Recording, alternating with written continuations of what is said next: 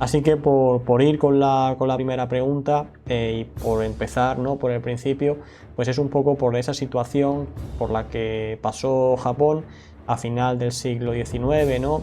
Se puede ver así más cercanamente en, por ejemplo, películas como El último samurái, ¿no? Cómo Japón pues está sufriendo un proceso de transformación, de modernización, que están pues trayendo expertos de toda la zona europea, de toda la zona occidental, de Estados Unidos también para, entre comillas, modernizar el país y por supuesto, pues el ejército, que en la película pues se vende, ¿no? Cómo se moderniza el ejército para acabar ya con los últimos vestigios culturales de ese Japón tradicional, que eran los samuráis y demás, pues se empieza a modernizar todo, ¿no? Entonces va surgiendo, ¿no?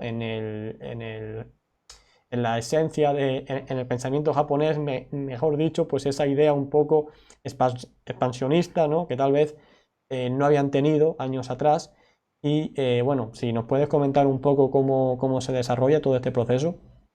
Pues sí, a ver, tenemos para empezar que entender que Japón era un país completamente cerrado, sumido en el feudalismo y una buena mañana del año 1853 se presenta una flota estadounidense allí, dirigida por el comodoro Matthew Perry, y amenaza a los japoneses que se abran al comercio internacional o básicamente con los acorazados estos de mediados del siglo XIX que tienen, pues bueno, que abrirán fuego. Obviamente, pues los japoneses no les queda otra que obedecer, sobre todo cuando hacen una demostración de pirotecnia contra una montaña vacía y bueno, Japón se abre al comercio y hace una cosa que no hacen el resto de, por ejemplo, otros pueblos coloniales en Asia o en África, que es que decide 100% abrirse al mundo de una manera casi casi a rajatabla. Y esto va a explicar en parte su éxito, algo que por ejemplo va a pasar lo contrario en China, que a medida que van metiendo las narices los europeos, pues China se va cerrando más. Lo cual esto, bueno, implica que el imperio chino tenga un retraso tremendo. No ocurre esto con Japón, apuestan inmediatamente por invertir en modernas infraestructuras, tienden ferrocarriles, abren industrias, ponen carreteras, incluso empiezan a dotar al país de cierta motorización, apuestan por el carbón, mandan miles de estudiantes japoneses a países occidentales, pues bueno, para que aprendan todo lo relacionado con la ciencia y técnica de la época y que esos conocimientos los traigan a Japón. Incluso hay que decir que muchos de estos conocimientos que traen estos japoneses a su país los van a perfeccionar a veces superando a los europeos, cosa que estoy seguro que los occidentales no se esperaban en aquel momento.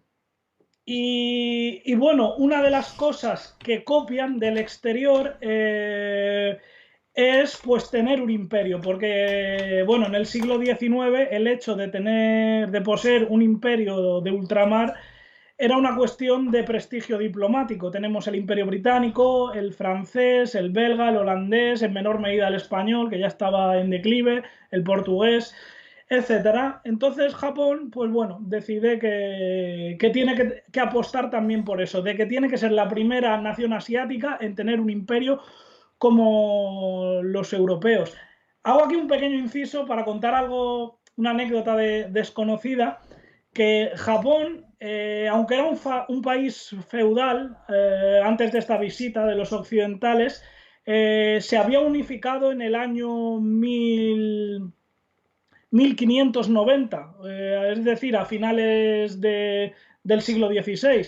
Y bueno, lo había unificado un señor, Toyotomo Hideyoshi, un daimyo, que era un jefe de señores feudales, y 2 años después de esta unificación de las islas japonesas que todos conocemos, pues había admirado tanto a sus vecinos europeos, que había dos imperios en aquel momento de vecinos, que eran España en Filipinas y Portugal en Macao, que quiso también un imperio similar y en 1592, 2 años después, invadió Corea y pretendió invadir China.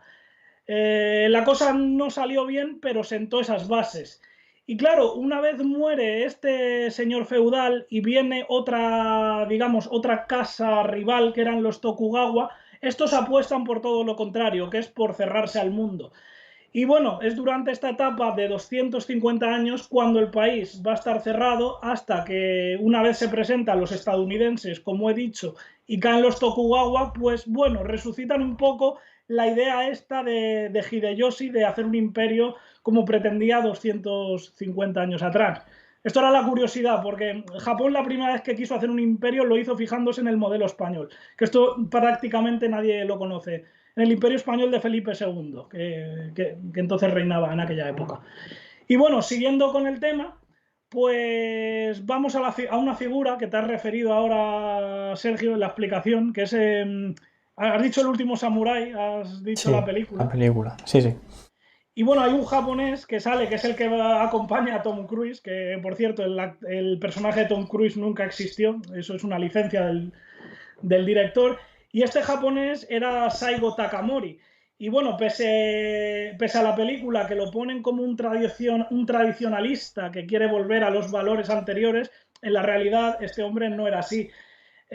Curiosamente, este hombre había servido de manera leal al emperador Meiji, que reinaba en aquel momento, y le había ayudado pues, a derrotar a la facción que sí era tradicionalista, la de los Tokugawa. Bueno, la había derrotado en la guerra Boshin, y este hombre había sentado las bases del imperialismo, había sido el primero en proponer crear una flota que sería el germen de la Marina Imperial japonesa, por todos conocida, y incluso había propuesto invadir Corea, anexionarse Corea y, bueno, en el futuro, pues mirar a China.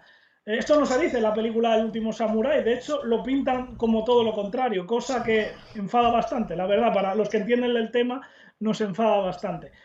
Y bueno, es verdad que este hombre luego por desencuentros tuvo una guerra, la guerra Satsuma, y bueno, fue derrotado exactamente igual que en la película. De hecho, murió frente a las ametralladoras estas Gatling que les habían vendido los americanos a los japoneses. Eso es verdad, esa carga final es verdad, no tan exagerada como en la película, pero bueno, eso ocurrió de verdad.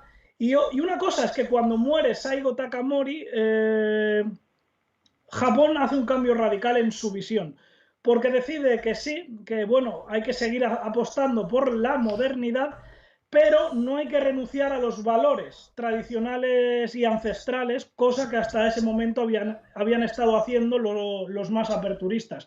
Entonces lo que hacen es coger todas las propuestas de Saigo Takamori, incluirlas, ya sea el código Bushido, que es, bueno, el código del samurái, del honor, del valor, ese desprecio a la muerte, y hacen caso a título póstumo a Sakamori y empiezan a invertir en una marina. Y también se empiezan a fijar en Corea. Y bueno, así se va creando el moderno ejército japonés y sobre todo la moderna marina imperial. El ejército va a tener dos modelos que van a copiar del exterior, que va a ser el ejército prusiano / alemán y el ejército francés, mientras que en la marina van a copiar básicamente el modelo del Imperio Británico y de los Estados Unidos. Y bueno, y dicho esto, podemos pasar ya a Sí, la expansión.